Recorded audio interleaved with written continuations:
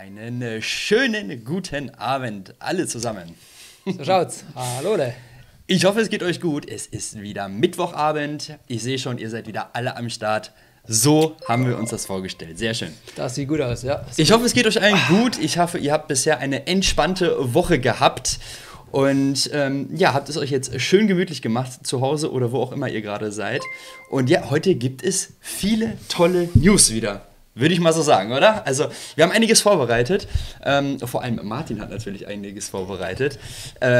Ich bin selber gespannt. Das meiste kenne ich natürlich. Aber vielleicht kommt ja sogar noch was, wo ich selber denke, oh, okay. Mensch, ich verklapper mich wieder, Mensch. Ja, Nein, ach Quatsch. Ach Quatsch. Wir haben keine Geheimnisse. Also genau, so sieht's aus. Sollen wir für die ersten Erklärungen direkt schon in die App reingehen? Soll ich dir ein paar Sachen vorlesen? Wie gesagt, wir werden erstmal... Ja, pass auf, nee, wir machen was anderes. Wir machen erst das Video, weil das zeigt ja so ein bisschen Neuheiten, ne? Und neue Entwicklungen. Ihr müsst natürlich verstehen, wir sind jetzt in der Phase gerade, wo viel auch im Hintergrund läuft, ja, wo man jetzt auch vielleicht teilweise auch nicht so die großen Sprünge sieht. Ja? Deswegen haben wir jetzt auch eine Zeit lang euch jetzt noch nicht ständig was Neues geliefert, weil wenn es nichts zu sehen gibt, gibt es nichts zu sehen, ganz einfach. Ja. Da passiert halt viel im Hintergrund, viel Richtung halt von einem Vorserienprodukt zu einem Serienprodukt entwickeln. Das ist halt viel in den Hintergrundarbeit, die gemacht werden muss, weil das Produkt an sich ist ja da, aber gibt ja noch ein paar Dinge im Detail zu ändern. Und gleichzeitig geht es aber eben natürlich auch an der App weiter. Das ist ja die zweite große Baustelle, weil wir haben 2 Projekte. Das ist ja immer bei uns einmal die Hardware, das Produkt selber, das die Rennbahn in dem Fall, das Rennbahnsystem, aber eben auch das Computerspiel, das ja komplett eigenständig ein komplexes Game ist, wie jede andere Rennsimulation, jedes Spiel auch, das im Hintergrund läuft. Und auch da geht es eben weiter. Und da haben wir jetzt einen Stand, das ist zwar alles noch Entwicklungsstand, aber wo ich euch ein paar Features, die wir jetzt zwischendrin haben, einfach mal zeigen will, dass ihr seht, wie es bei uns vorangeht und wie sich die Sachen entwickeln. Ne? Und genau, aber als erstes, wir haben einen kleinen Clip die Tage gedreht, das ist jetzt tatsächlich noch nicht wirklich geschnitten, glaube ich, so Rohschnitt oder... Genau, das ist jetzt schon mal so ein bisschen zusammengefasst, das sind schon die guten Sachen mit dabei, aber das wird es auch nochmal als separates Video auf YouTube geben, mit ein bisschen Mucke drunter und so weiter, ihr kennt's. Da macht der Lukas noch was Schönes draus. Genau. Aber einfach für heute mal zum Zeigen, dass wir diese Tage gedreht, das ist eine Teststrecke von uns, also einfach auf unserem Testraum. Und da seht ihr das mal ein bisschen, wie es aktuell aussieht. Das ist eine schöne große Strecke, sehr große Strecke. Und klar, Autos fahren inzwischen auch nochmal im Detail ein Ticken besser. Also ihr seht ja schon, glaube ich, ein bisschen Unterschiede zu den ersten Prototypen. Das Hardware ist noch die gleiche, das seht ihr, die Fahrzeuge selber sind die gleichen, aber Software geht natürlich weiter. Und ja, das macht schon richtig Laune inzwischen mit den ganzen Features, die am Anfang da sind, zu denen wir gleich noch kommen. Und ihr seht ein paar Dinge an der Strecke jetzt natürlich, deswegen zeige ich euch das Video auch. Einmal habt ihr eben schon gesehen, wichtiger Punkt, wir fahren hier Off-Track, On-Track, also das geht inzwischen auch nochmal besser, dass man direkt von der Strecke runter, wieder drauf, die Autos erkennen die Bahn sofort und es geht direkt weiter. Also man kann wirklich später auch Strecken bauen, die teilweise aus Streckenmodulen bestehen und teilweise eben irgendwo am Tisch durch Off-Track auch noch laufen. Also das ist eine ganz coole Geschichte. Spitzkehre, seht ihr auch, Hardware, Strecke noch die gleiche, wird sich auch noch was tun, aber Fahren funktioniert inzwischen nochmal wirklich besser. Da haben wir mal frecherweise einen kleinen Sprung eingebaut. Wie wir das nachher wirklich empfehlen, das Feature muss man mal gucken, das muss man auch in der Software noch ein bisschen implementieren, aber wir sehen einfach, das funktioniert prinzipiell jetzt schon, eigentlich problemlos. Und ja, das sind so die Dinge. Und dann noch eine dritte Sache, die ihr auch schon öfter, ich glaube, wir hatten schon Videos, wo man die gesehen hat. Und zwar seht ihr, dass wir hier so Bandensysteme dran haben. Das ist tatsächlich noch in der Entwicklung, also da sind wir noch ein bisschen am Tüfteln, wie wir es machen. Die Strecke selber wird sicher auch nochmal etwas verändern, kommen wir nachher noch dazu. Aber es kann passieren, könnt ihr auch gerne mal euren Kommentar dazu dalassen oder auch was wir oder in dem Beitrag bei uns im Forum, was ihr davon haltet. Das sind noch so ein Überlegen, ja, nein, vielleicht. Aber es hat in gewissen Situationen tatsächlich nicht Vorteile, dass man so ein Bandensystem auch noch hat. Gerade in Universitäten, wenn man irgendwo Unterführung hat, irgendwo durch. Ne? Einfach, dass man dann nicht das Auto irgendwo raussuchen muss, wenn es doch mal von der Bahn runtergeht. Oder gerade auch, wenn ich jetzt halt, was ich auf den Tisch fahren will, halt ich halt nicht riskieren will, dass doch mein Auto einen Abflug macht. Also ich denke, da wird was kommen. Ob was mit reinpacken in den Lieferumfang, also das ist ja alles noch nicht 100% gleichgetrieben. Kann auch passieren, dass sie noch einfach dabei sind. Ne? Müssen wir auch mal gucken, wie wir es herstellen können, wie es aufwendig das nachher wird. Und so weiter und so fort. So, aber ihr seht schon, geht gut ab, macht gut Laune. Und man sieht das, was man das sehen, Bande, klar, so im Normalfall fahren die Autos ja nicht runter von der Strecke, aber wenn man dann sich mal anrempelt und dann kann es natürlich schon hilfreich sein, wenn eine Bande da ist. Und darauf fahren geht auch sehr schön inzwischen. Da haben wir halt das Thema mit der Dicke der Platten, das wisst ihr, da haben wir schon drüber gesprochen. Kommen wir nachher auch nochmal bei. Ja, ansonsten macht das schon richtig Laune inzwischen. Hm? Genau, da kommt schon eine erste Frage. Spitzkehre, kann man also doch vor und nach einer normalen Kurve einbauen? Aktuell geht das noch, aber ist nicht fertig. Und tatsächlich wird es, also momentan tendiere ich dazu, es so zu machen, dass wir schon eine vorgegebene Kurve haben. Die wird auch etwas anders aussehen. Das wird eine richtig schöne Spitzkehre sein und nicht ein 60-Grad-Modul, ein 120-Grad-Modul sozusagen, sondern es wird eine Kombi aus 2 Bauteilen sein, die aber in sich eine vernünftige Spitzkehre darstellen. Das liegt einfach daran, dass wir eine gewisse Vorlauf brauchen, dass das Fahrzeug erkennt, die kommt jetzt, um wirklich auch im Autonom-Modus in der Lage zu sein, quasi zu reagieren und nicht dann doch von der Strecke zu fahren. Das ist so ein bisschen Hintergrundtechnologie. Es muss halt nachher als Toy wirklich einfach funktionieren. Ja? Ich meine, die Fahrzeuge kennen ja später die Strecke, also wissen quasi, woran die Kurve kommt. Aber wenn du jetzt von der Strecke einmal runterfährst und wieder drauf fährst, dann gibt es natürlich einen Moment, wo das Auto erstmal nicht weiß, wo genau bin ich auf der Strecke. Und da gibt es so ein paar Dinge zu beachten. Da müssen wir einfach noch erproben, das Ganze in der Praxis wirklich am Ende des Tages dann mit der Finalversion auch testen. Und dann werden wir am Schluss festlegen, wie wir es genau designen, damit es halt den maximalen Spielspaß und den wenigsten Frust bietet. Weil darum geht es am Ende des Tages bei so einem Toy. Das ist immer so der Spagat zwischen maximaler Performance und maximaler Stabilität, sage ich mal, im Umgang im Alltag. Das ist einfach total wichtig, dass es halt einfach nur funktioniert. Ne? Aber da wisst ihr, ihr kennt uns, das Schöne ist ja auch da wieder, weil wir eben selber entwickeln, weil wir alles hier machen bei uns. Es kann ja auch am Ende so sein, dass es dann verschiedene Level, verschiedene Modi gibt, ja, wo halt von einfacher bis, wo gewisse Dinge anders geregelt sind, zu halt wirklich mehr Performance und mehr, ja. Wo man halt eben auch vielleicht auch von der Bahn fliegt, aber dafür andere Dinge wieder möglich sind.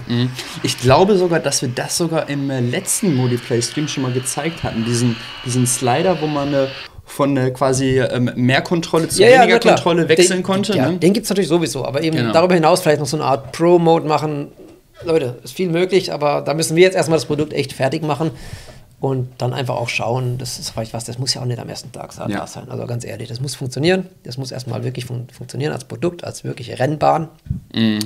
Stabil funktionieren, da haben wir natürlich nochmal einen anderen Anspruch natürlich. Ihr wisst, Drift ist sehr komplex, ja, da ist viel Technologie, das ist auch natürlich völlig neue Technologie gewesen, wo wir als kleines Startup angefangen haben, so ein Ding aus dem Boden gestampft haben. Dafür funktioniert es erstaunlich gut, aber es ist natürlich trotzdem für ein Spielzeug zu komplex in der Handhabung, in der Pflege. Ne? Also Thema, wenn irgendwie Verschmutzung reinkommt, dergleichen. Das muss halt bei dem Thema nochmal alles ganz auf einem ganz anderen Level sein. Und dementsprechend haben wir da noch ein bisschen was zu tun und machen das einfach halt auch wirklich. Es ist jetzt schon richtig gut, aber bin noch nicht zufrieden, da müssen noch Kleinigkeiten besser werden. Und dementsprechend, ja. D-Cray hatte auch vorhin gefragt, oder gibt es mittlerweile neue Prototypen, die mittlerweile eine finale Größe haben?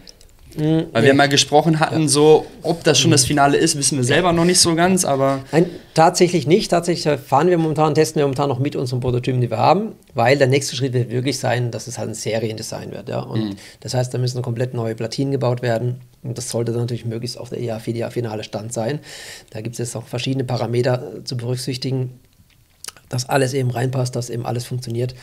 Und dann werden wir das finale Design festlegen. Da gibt es momentan 2 verschiedene Detailansätze, wo wir noch überlegen, wo wir eventuell noch welchen Weg gehen. Aber das wird dann festgelegt und dann geht es in den Werkzeugbau und dann geht es los. Und parallel werden dann natürlich schon nochmal Prototypen gebaut, wird das alles nochmal getestet, final. Ne? Aber das sind wir gerade noch nicht. Also wir sind noch in einer Phase, wo eben noch Details geklärt werden müssen, bevor wir wirklich sagen können, jetzt macht es Sinn, nochmal neue Prototypen zu bauen auf einer finalen Ebene. Ne? Aber es wird, so mein Plan aktuell, schon auf die 1,64 gehen. Ja. Das ist das Ziel. Ne? Es gibt noch ein paar Unbekannte, ganz offen gesprochen, Leute. Es entwickeln sich auch gerade ein paar Dinge im Hintergrund, wo wir auch schauen, wie wir uns mit dem Produkt eben wirklich am Markt auch aufstellen, wo die Reise hingeht. Da gibt es tatsächlich noch so ein paar Dinge, wo wir nicht genau wissen, was wir nachher am Ende machen. Und das mag auch noch einen Einfluss aufs finale Produkt haben. Ist so, ja. Aber am Ende des Tages, ihr werdet es lieben, es wird gut werden. Wird es dann unterschiedliche Motoren-Sounds für die unterschiedlichen Racer geben? Ja, natürlich. Gibt's ja, jetzt schon? Ja, hallo, ja klar, die sind jetzt schon drin. Ne? Und auf jeden Fall. Und das wird auch da nochmal, dann auch dem Zuge wird auch Drift nochmal, das ist das Schöne, das sind Entwicklungen, die dann gemeinsam vorangehen. Da wird es auch mehr Motoren, mehr Varianten geben in Zukunft. Also da tut sich noch ganz viel in der Richtung. Also eine Hupe wird wahrscheinlich nicht kommen, oder? Warten wir es mal ab. Ja. Also Lichthupe wird auf jeden Fall kommen. Die ist quasi schon gesetzt in dem Moment, wo ihr den Boost benutzt. Die kann ich euch heute leider nicht zeigen, weil ich eine aktuelle Version von der App habe mit neuen Features, wo die gerade leider nicht funktioniert, weil wir was geändert haben, Kommunikation Protokoll zwischen Fahrzeug und App. Dementsprechend geht, wenn ich jetzt den Boost betätige, momentan diese Lichter noch nicht. Aber es wird so sein, wenn du den Boost betätigst, dass dann die Lichter flashen, dass man es auch selber und auch der als Gegner mitbekommt, wenn einer den Boost einsetzt. Ne?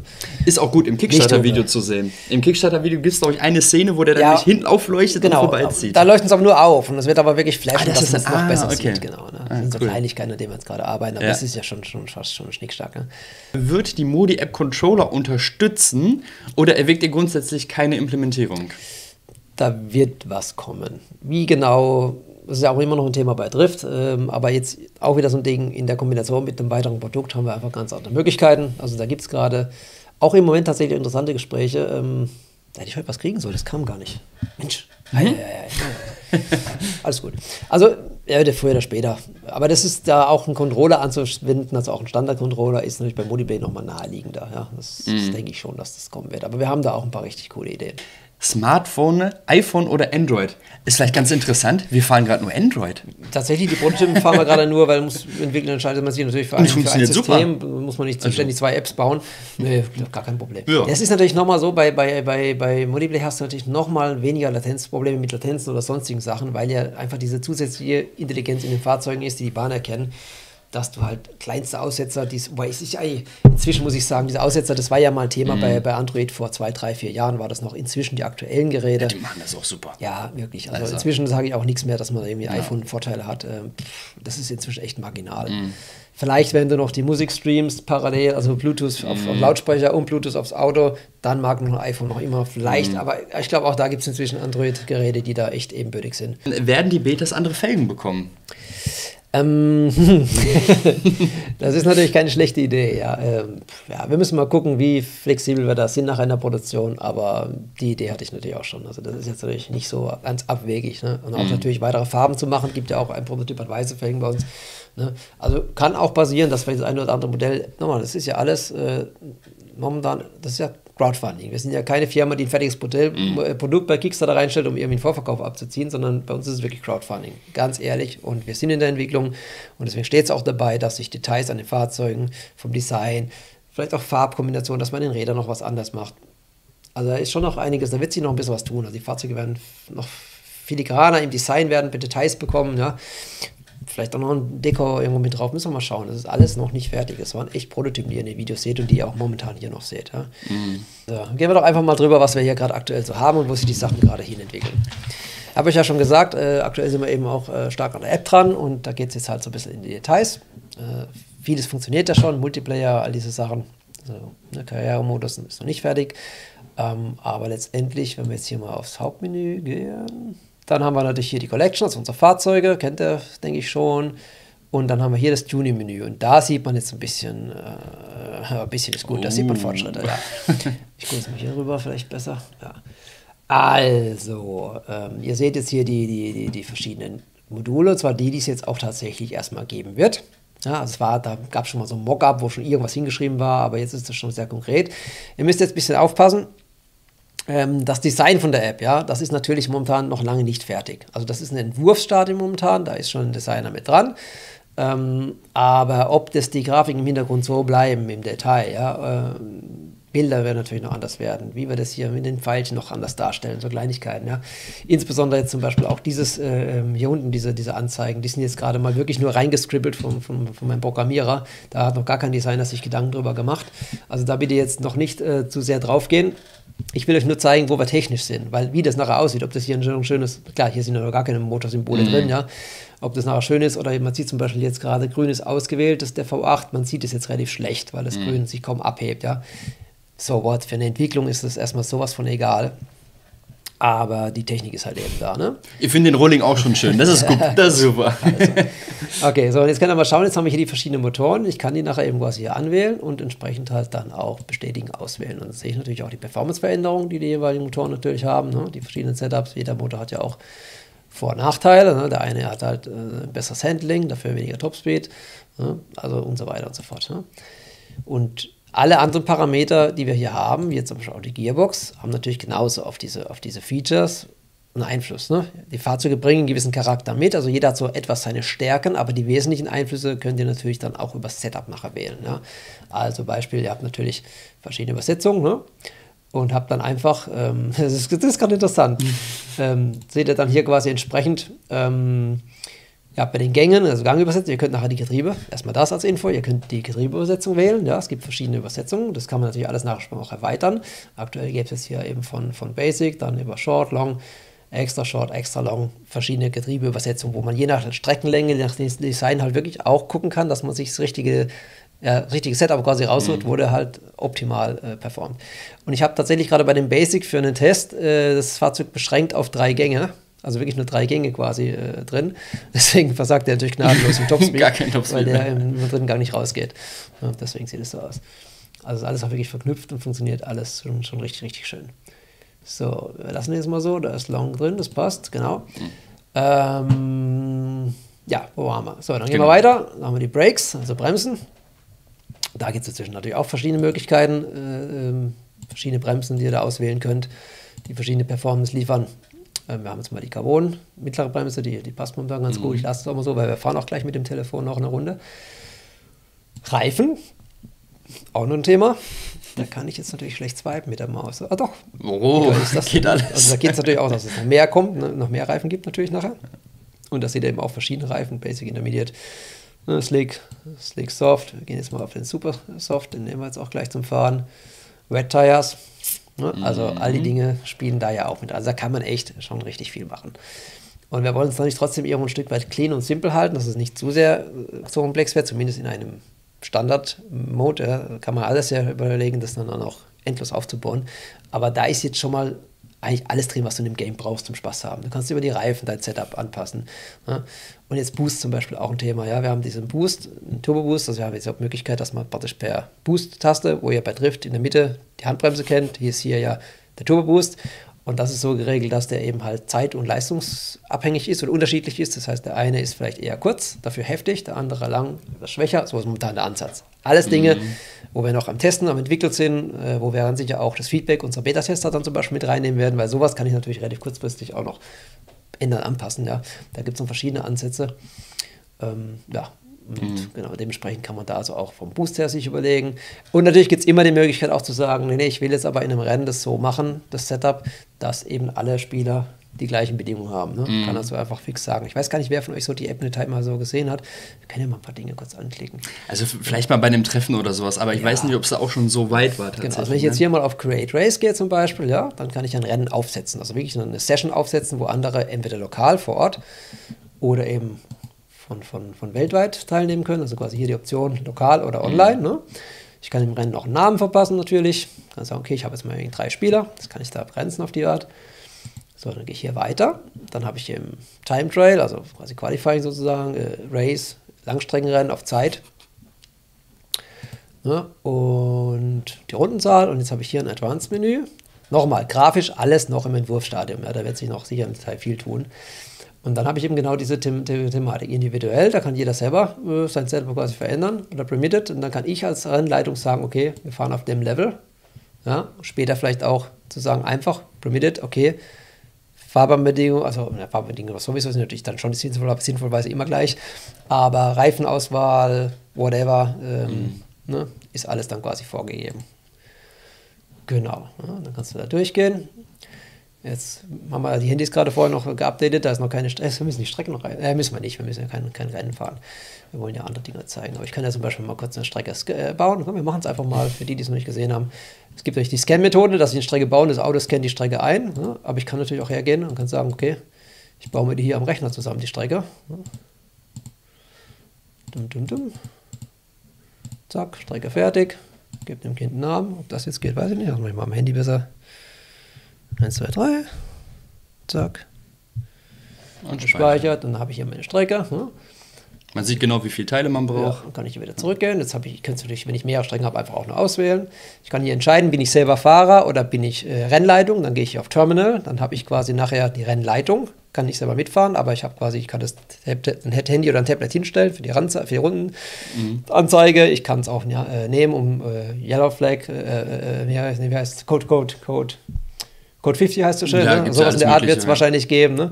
Quasi zu aktivieren, wenn es irgendwo gecrashed hat, solche Spielereien, ne? Da kommt ganz viel. Dann gehe ich auf Create und dann habe ich hier im Prinzip mein Rennen, dann können die anderen jetzt joinen, dem Rennen quasi beitreten. Ich kann auch die Reihenfolge verändern, wer wo auf mich im Startplatz startet. Oder es gab vorher ein Qualifying, wie auch immer, und dann Start Race und ab dafür.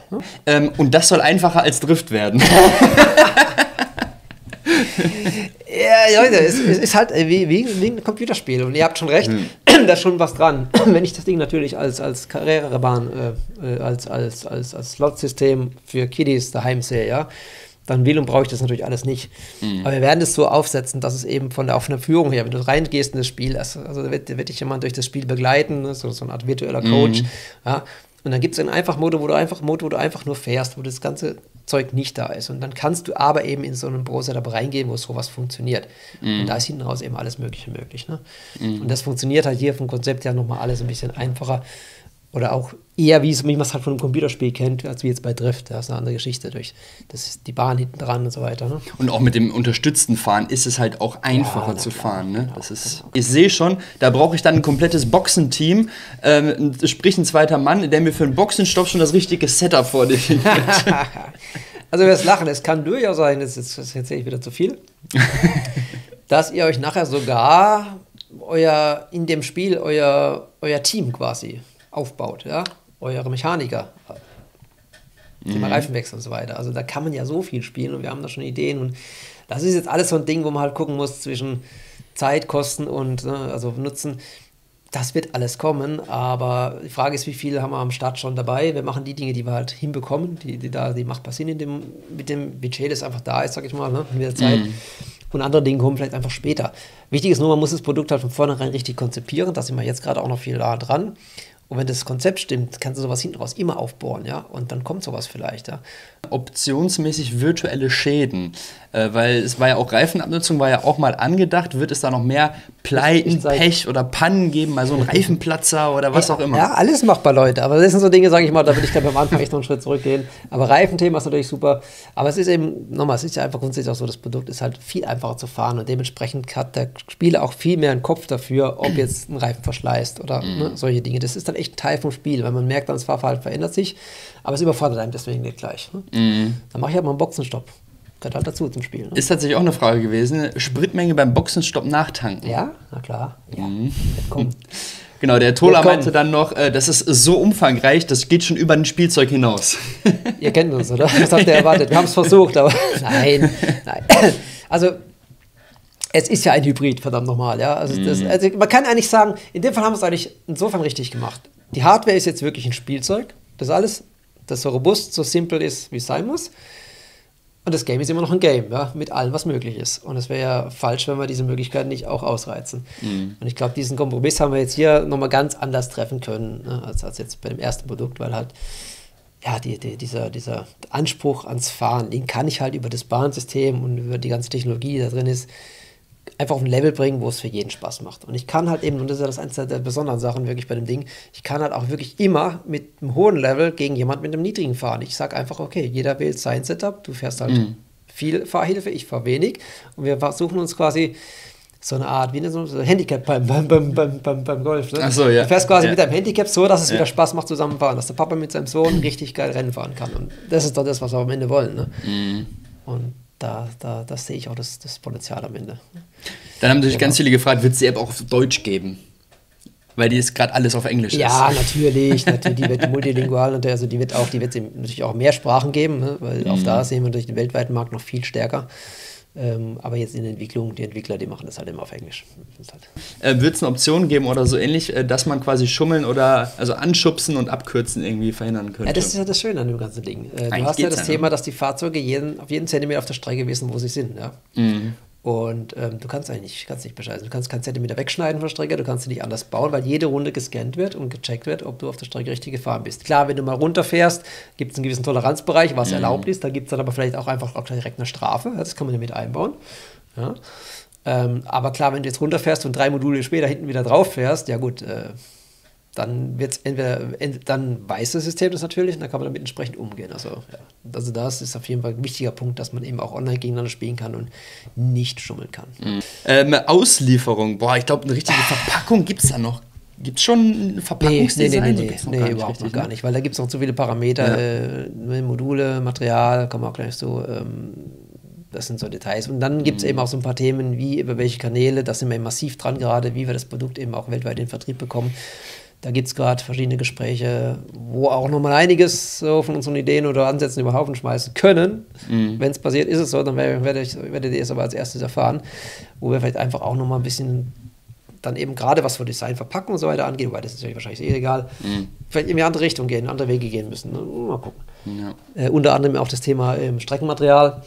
Und da seid ihr, glaube ich, ganz gut auf dem Laufenden. Wir wollen ja gucken, dass wir auf jeden Fall Material finden, was dünner ist, sodass die Fahrzeuge immer problemlos auf die Strecke rauffahren können. Momentan kann es also mal passieren, dass sie hängen bleiben, was einfach nicht schön ist und keinen Spaß macht.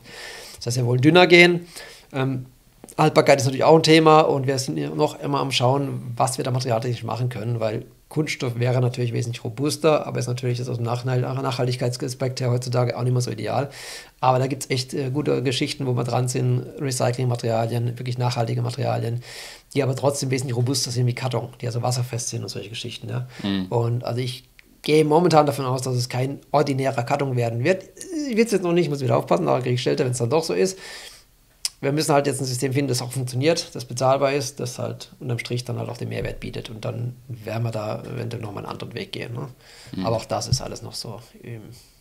Gutes Thema auch, wie es ist mit den Fahrzeugen, wie unempfindlich die sind. Also an sich sind die natürlich super unempfindlich, aber Thema, wenn sie angeschubst werden. Ja?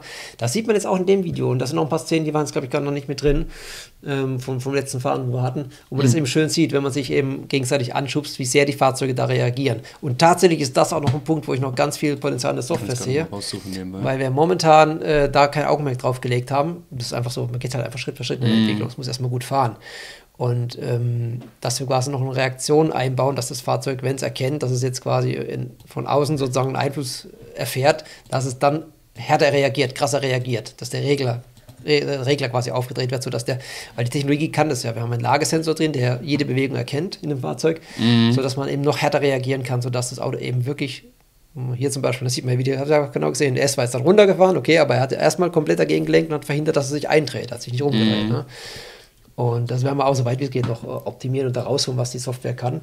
Die Fahrzeuge haben einen sehr großen Lenkwinkel im Möglichen und dementsprechend kann ich halt auch über die Software reagieren und kann verhindern, dass das Auto von der Bahn fliegt. Ne? Also auch mit dem Jump sieht man das teilweise. Da war jetzt die Kamera relativ nah dran, da müssen wir weiter mal Aufnahmen machen, wo man einfach sieht, wie der da springt und dann quasi wirklich aufkommt und ins Rutschen kommt, wie der dann sich wieder einfängt und einfach Bolzen gerade weiterfährt. Ja, genau, von nah dran sieht man es jetzt nicht so, aber wir machen da auch noch ein paar Szenen mal von diesen ganzen, wo man sieht, wie die Technologie dahinter eigentlich so reagiert und arbeitet. Ne? Ja.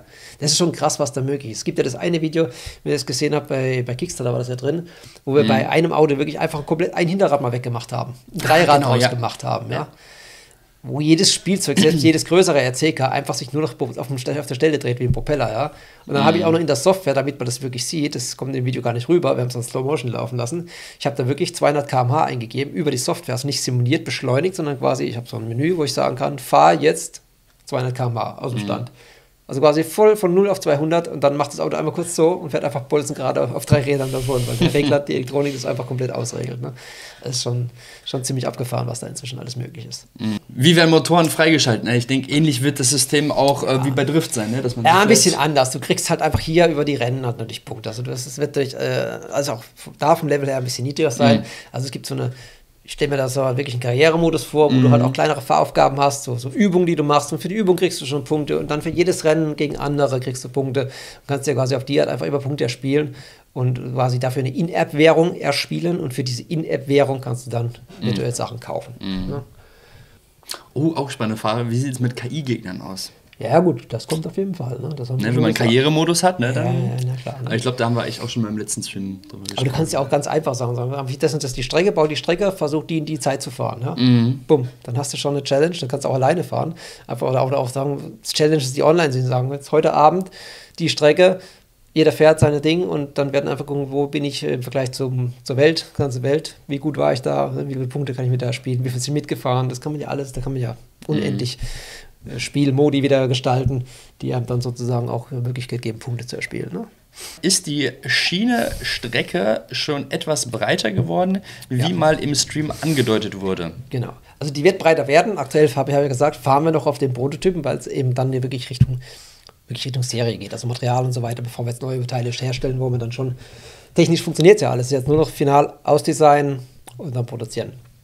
Und der Plan ist momentan, wir sind jetzt gerade, wie sage ich das, die Strecke selber, also die Module, die ihr jetzt seht auf den Videos oder zeige ich es euch gleich nochmal live, die werden ungefähr nochmal 2 cm breiter werden in sich, ja, die Module selber.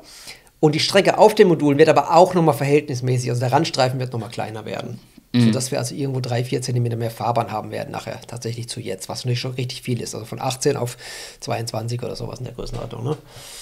Dementsprechend wird es dann nochmal, doch schon mal, auch noch für ein 5. Auto nebeneinander Platz. Wie sieht es denn mit der Boxengasse aus? Bleibt es bei dieser Kurveneinfahrt und Ausfahrt? Sehr wahrscheinlich ja, wobei ihr habt ja durchaus zu Recht angeregt, da eventuell auch gerade bei der Ausfahrt vielleicht in eine Gerade rauszugehen.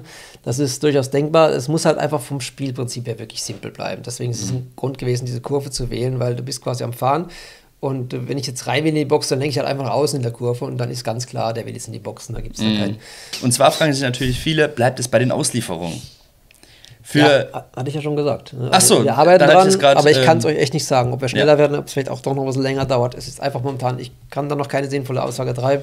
Da gibt es ein paar Unbekannte gerade auch, wo ich schon sagte, wo wir noch gucken müssen, wo gewisse Entscheidungen jetzt noch fallen. Und dann hängt es natürlich am Ende viel auch an Lieferthematik ab. Momentan sieht es am Elektronikbauteilemarkt etwas besser aus, aber auch da, wenn die finale Entscheidung für alle Bauteile da ist und ich den Auftrag, die Bestellung rausgegeben habe, dann kriege ich ja erst den Liefertermin und vorher kann ich euch da nichts sagen. Ne? Und zwar gehen wir jetzt mal einen Schritt weiter und dazu mache ich mal ein Autochen hier an. Zack. So, jetzt gehen wir mal, also genau mit der Maus, so war das. Jetzt gehen wir mal hier, wo bin ich? Auf Drive. Free Mode jetzt mal zum Zeigen. Und verbinden wir uns einmal mit dem Auto. Zack, jetzt weiß ich gar nicht, ob ihr was hört. Ja, doch. Kommt sogar, ist das okay? Ja, kann man ein bisschen. Bei uns ist es sehr laut. Ich glaube, ihr hört es ein bisschen leiser. Hoffe ich jedenfalls. Okay, der Motor läuft, kann man nicht ändern. Und genau, jetzt seht ihr, wenn man mal schaut, jetzt muss ich mal die Maus nehmen hier. Also das ist jetzt der aktuelle Cockpit-Entwurf. Jetzt seht ihr hier 3 Balken, ja. Sound ist gut, okay. Ihr seht nichts, doch. Bild müsste da sein, ne? Ja. Doch, jetzt müsste. Okay, also ihr seht hier 3 Balken, das ist jetzt aber wirklich, das ist jetzt eine reine Entwicklergrafik, ja. Also so sieht das natürlich nachher nicht aus, ja. Rein zum Testen, zum Entwickeln, das wird nachher natürlich entsprechend alles grafisch so dargestellt, dass man das entsprechend gut sieht und erkennt und das auch schick aussieht, ne? Da haben wir 3, ein W, ein T und ein B. Das ist jetzt wieder Englisch. W für Wear, für Tire Wear, ja, also sprich Reifenzustand. T für Temperature, also Temperatur der Reifen. Und B für Boost. Ja. Das heißt, ich habe jetzt aktuell alles schon, das ist alles drin inzwischen, auch neu, dass diese Sachen alle funktionieren. Wir haben einen Reifenverschleiß, wir haben die Reifentemperatur, die funktioniert, alles verändertes Fahrverhalten und wir haben auch den Boost, den ich jetzt eben da sehe, wie viel ich noch habe. Wir haben es jetzt so gemacht, dass man quasi pro Rennen, das ist eine Möglichkeit, es gibt verschiedene Ansätze, man kann es auch pro Runde machen, oder dass man über gewisse Felder, wie bei der Formel E gibt es ja auch, dass man so eine, wie nennt sich diese Zone? Wo man so aufladen kann. Aufladezonen, alles technisch auch völlig easy machbar. Aber hier wäre es jetzt so, dass du quasi pro Rennen halt eine gewisse Zeit am Boost hast. Ihr habt sie vorhin gesehen, entweder Short oder Long. Also Short wäre halt sehr heftig, aber nur kurz. Oder Long ist halt nicht ganz so viel, aber dafür über einen längeren Zeitraum. Ne? Und dementsprechend sehe ich dann da, was ich gerade mache. Ne? Und jetzt wäre es natürlich vielleicht ganz clever, wenn ich euch das mal zeige. Also Lukas fährt jetzt mal auf unserer schönen Strecke, die ihr nicht seht, oder gleich sehen werdet. Und schaut ihr mal, Reifentemperatur geht recht schnell hoch. Das ist eine Einstellungssache. Das ist ganz eingestellt, dass man nach einer halben Runde schon auf Temperatur ist. Wäre quasi wie wenn ich mit vorgelaufenen Reifen fahre. Ne? Das rote Balken ist oben, Boost hat er noch nicht benutzt. Und der Reifenverschleiß, der geht es halt, er fährt dann relativ viel gerade in der Wiese rum, also sprich nicht in der Kurve, sondern außen. Und wenn du, guck mal, dass du mit der Ideallinie bleibst, oder beziehungsweise auch, fahr ruhig so, wenn du quasi rausfährst von der Ideallinie in den Dreieck sozusagen, dann verschleißt der Reifen halt stärker. Ja? Wenn ich stark bremse, wenn ich schnell die Kurve fahre, hat das alles eben Einfluss auf den Reifenverschleiß. Und umso mehr der Reifen verschleißt, umso weniger Grip habe ich halt auch in den Kurven. Ne? Und irgendwann wird das Auto auch echt dann langsamer, dann geht es halt quasi auch nur wirklich vorwärts. Genau, also da seht ihr schon, was möglich ist. Der Booster, der ist leer gebeamt, ne? Der ist dann runtergegangen, Temperatur ist oben. Also, was will man mehr? Alles da, funktioniert alles. Ne? Ich bin halt nicht so ideal. Wäre ich mir Ideallinie gefahren, dann wäre es vielleicht besser gegangen. So, richtig, ja klar, logisch wäre es dann besser gewesen. Ne? Wären die Temperaturen dann auch wieder weniger über die Zeit? Also der Reifverschleiß natürlich nicht, ne? Aber die Temperaturen kannst du ja wieder Im runterkriegen. Prinzip kannst du das genauso einbauen. Da ist, ich weiß gar nicht, bin ich nicht sicher, ob das mit drin ist. Ja, wie gesagt, Wetter kann man natürlich simulieren. Deswegen auch, sieht ja schon Regenreifen, ne? Dass man sagen kann, während im Rennen, das ist das Thema Rennleitung, wenn du einen hast, der das Rennen leitet, der kann dann sagen, okay Leute, also sorry, aber jetzt in 5 Minuten fängt es an zu regnen oder wie auch immer. Und dann das tröpfelt irgendwo es ging sogar partiell, weil die Strecke ist ja das ist das Verrückte im Vergleich zu jetzt einem System wie Drift, wo du halt Fahrzeuge hast, die irgendwo fahren, das System weiß aber nicht wo. Hier weiß ich ja exakt, wo ich bin. Ich kann sagen, in der Nordkurve hinten regnet es inzwischen und was sehe ich, an der anderen Ende der Strecke ist noch Sonnenschein. Ja? Und dann habt ihr halt jedes Mal unterschiedliches Fahrverhalten. Ne? Mechanischen Reifen abnutzen, also die tatsächlichen echten Reifen dann im Auto.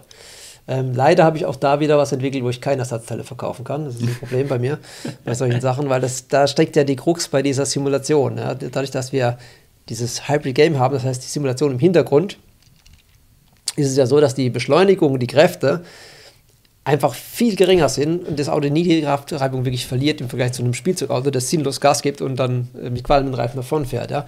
Also im Prinzip dieser Verschleiß wird 0 sein an der Stelle. Ganz einfach, weil wenn nicht rutschen oder untersteuern, wird ja simuliert. Ne?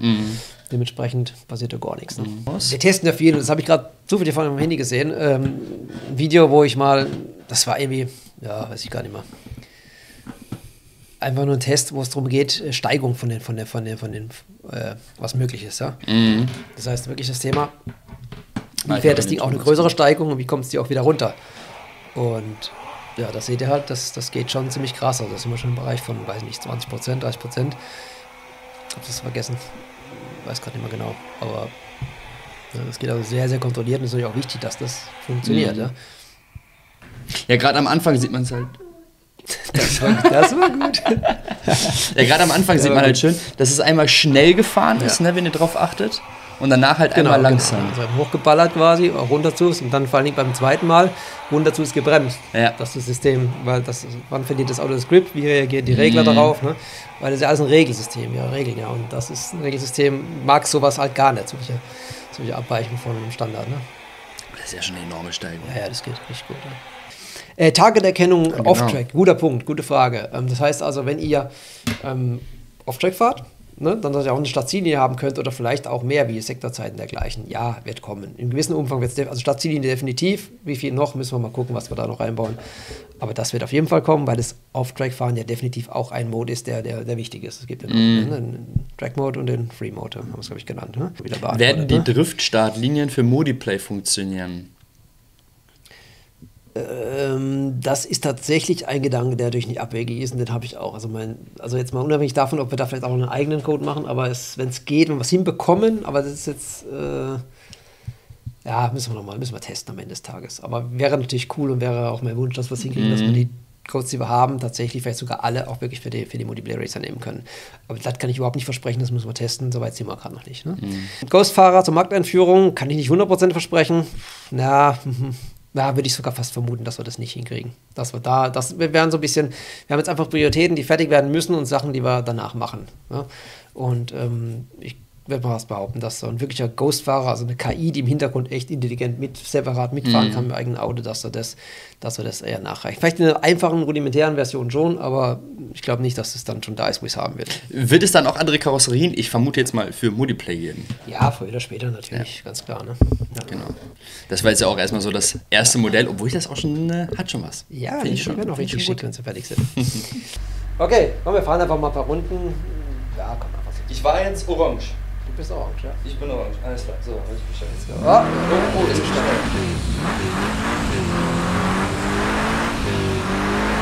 Ja. Ich merke schon, der hat jetzt mehr Dampf als gerade. Du hast auch kalte Reifen. Am Anfang ist der natürlich wieder raus. Also jetzt sind die Reifen langsam warm, jetzt kannst du schlecht gehen. Jetzt geht's auch besser. Ja? Ganz blöde Stelle zu boosten. Jetzt müssen wir uns den Boost halt einteilen. Das war bisher ja noch nicht so, ne? Boah! Ja, versuch mit Boost, aber wurde noch nicht zu schnell.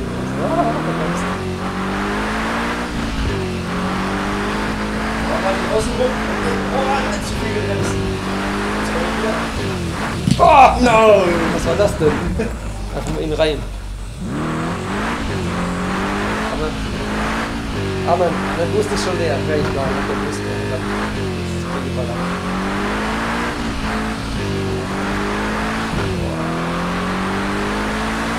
Oh, nett. War beide zu schnell reingefahren.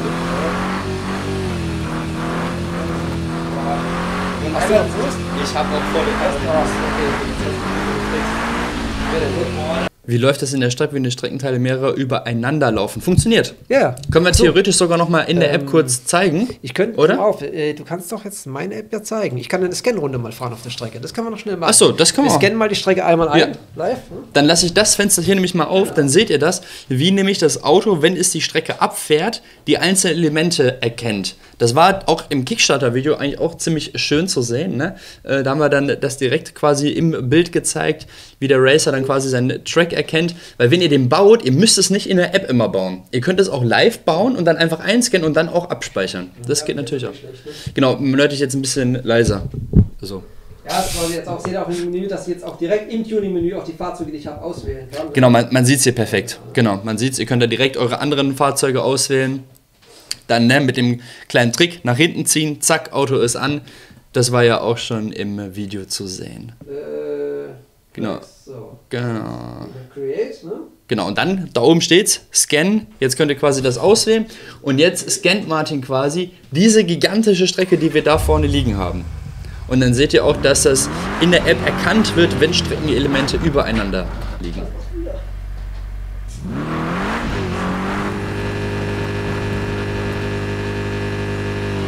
So, da geht's auch schon los, da war das Startziel und jetzt scannt das Auto das komplett autonom und wenn ihr da seht, ne, wenn es überlappt, dann wird es so leicht gehighlightet und dadurch weiß dann die App, dass es da quasi übereinander lappt. Also alles überhaupt kein Problem.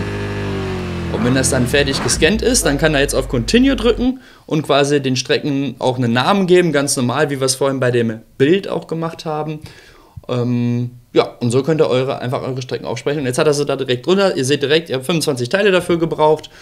Genau. Also eigentlich alles ziemlich easy. Und jetzt könnt ihr nämlich diese abgespeichert, wenn ihr jetzt ein Rennen erstellt, könnt ihr dann nämlich direkt auswählen, zack, diese Strecke soll das Rennen sein. Alle da drauf und los geht's. Aber ist auch cool, du kannst halt wirklich auf sehr kleiner Raum, so ein bisschen wie, was machen sie bei Carrera ja auch, bei Slot Carbahn, dass sie so übereinander gehen, aber da hast du ja trotzdem, das ist eine andere Geschichte halt. Ne? Und hier hast du ja wirklich, das Fahren ist da und wenn die Strecke so baust, dass du das Auto meistens halt siehst, ist es halt nicht schlimm, wenn du es mal kurz nicht siehst, weil es fährt nicht gleich von der Bahn runter. Ja? Und der Spaß ist der gleiche. Also du hast dann quasi auf ganz engem Raum eine Riesenstrecke. Ne? Wir könnten ja jetzt theoretisch dann noch total eskalieren und noch 2 Ebenen drüber bauen oder noch die Stellen, wo noch einfach sind, auch noch doppelt belegen irgendwie. Ne? So what? Ja, und Terminator natürlich, du könntest theoretisch einen kleinen Berg bauen. Ja, klar. Also das funktioniert. Wir sind ja auch mit unseren Moody Racern auch schon mal unseren richtigen Berg hier Gibt's auch schon das Video, genau. Genau, gibt's ja auch schon. Ist oder auch war schon auch im TV ja drin, wo er letztens war ja, SWR war ja bei uns, hat einen schönen Bericht, wenn du ihn nicht gesehen hast, echt ein richtig schöner Bericht geworden auch wieder. Waren einen Tag da, haben gefilmt für 3 Minuten, wie es halt so ist. Und haben auch den Berg bezwungen mit den Body Racern. Das haben so ein paar schöne Bilder gemacht, sah gut aus. Ja. Wo Dinge passieren, wo man sagen kann, das ist interessant, das kann man euch zeigen, das gibt euch was, dann gibt es natürlich die nächsten Updates. Auch natürlich dann immer bei Kickstarter direkt. Wird vielleicht einiges auch dort sein, kleinere Sachen. Aber so ein Video wie jetzt hier natürlich, das ist natürlich dann erstmal für alle. Und klar kriegen es alle Kickstarter natürlich auch zugeschickt, alle Unterstützer. Aber wir müssen es ja in dem Fall erstmal live machen und danach können wir es erst bei Kickstarter reinladen. Ja. Schön, dass ihr dabei wart. In diesem Sinne. Wir wünschen euch noch einen schönen Abend und wir sehen uns dann nächste Woche Mittwoch wieder um 19 Uhr. Bis dann, macht's gut. Ciao. Ciao.